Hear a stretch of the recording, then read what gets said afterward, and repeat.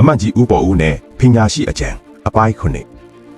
တနေ့မှာတော့အမရဘူရအနိဗီတော်ကြီးမှာမိုးခေါင်ရေရှားလွန်းလို့တိုင်းသူပြည်သားတွေဒုက္ခရောက်နေကြပါတယ်ဘိုးတော်ဖျားဘဒုံမင်းလဲစိတ်မကောင်းဖြစ်ပြီးမိုးရွာအောင်နှီးမျိုးစုံနဲ့စ조사ပြီးမြဲမိုးကလုံးဝမရွာပါဘူးနောက်ဆုံးမှာဘရင်ကြီးကစိတ်တိုးတိုးနဲ့ဒီတိုင်ပြည်ကိုစောင့်ရှောက်တဲ့နတ်တွေအလုံးမစုံလို့ပဲနတ်ကုန်းတွေကိုရိုက်ချိုးပြီးနတ်ရုပ်တွေကိုအချုပ်ထဲထည့်ထားစမ်းလို့အမိန့်ထုတ်ပါတယ်ဥပေါ်ဦးကဒါကိုကြားတော့ဘရင်ကြီးရဲ့အပြုအမူကမားနေပေမဲ့တိုက်ရိုက်ပြောရင်အမျက်တော်ရှာမှာဆိုလို့ပရိယေနဲ့ရှောက်တင်လိုက်ပါတယ်မှန်လားပါဗျာအရှင်မင်းကြီးအမိန့်တော်ကအင်မတန်မှတင့်ပြန်လာပါတယ်ဒါပေမဲ့နတ်ရုပ်တွေကိုအချုပ်ထဲမှာထည့်ခင်ကျွန်တော်မျိုးပညာစမ်းတာလေးတစ်ခုကိုခွင့်ပြုပါဗျာဘရင်ကြီးကဘာပညာစမ်းမှလဲပေါ့ဦးလို့မေးတဲ့အခါ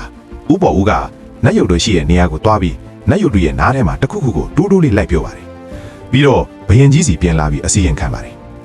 မှန်လားပါဗျာကျွန်တော်မျိုးနတ်မင်းတွေကိုမေးကြည့်တော့သူတို့ကမိုးမရွာအောင်တားထားတာမဟုတ်ဘူးလို့ပြောပါတယ်ဗျာမိုးမရွာတာကနဂါတွေအိပ်ပျော်နေလို့ပါတယ်အဲ့ဒီတော့နတ်တွေကိုအပြစ်ပေးမယ်အစားနဂါတွေကိုနှိုးဖို့အတွက်အရှင်မင်းကြီးရဲ့စင်ကျူတော်ကိုရေထဲဆင်းပြီးရေကစားခိုင်းရပါမယ်ဗျာလို့လျှောက်ပါတယ်ဘရင်ကြီးလည်းဥပေါ်တဲ့အတိုင်းစင်ကျူတော်ကိုရေကစားခိုင်းမိုးနတ်မင်းကိုပူဇော်တဲ့ပွဲလန်းသဘင်တွေလုပ်ပေးလိုက်တဲ့အခါတိုက်တိုက်ဆိုင်မိုးတဲတန်စွာရွာချပါတော့တယ်တကယ်တော့ဥပေါ်ဦးဟာဘရင်ကြီးကိုနတ်ရုပ်တွေဖျက်ဆီးမဲ့အလောက်ကနေတားဆီးခဲ့တာဖြစ်ပြီးမိုးရွာခြင်းမရွာခြင်းဆိုတာတဘာဝတရားသာဖြစ်ကြောင်းကိုပရိယေနဲ့နားဝင်အောင်ပြောဆိုခဲ့ခြင်းဖြစ်ပါတယ်ဘရင်ကြီးလည်းစိတ်ကျေနပ်သွားပြီးဥပေါ်ဦးကိုစုလာပြီးအများကြီးပေးသနာပါတော့တယ်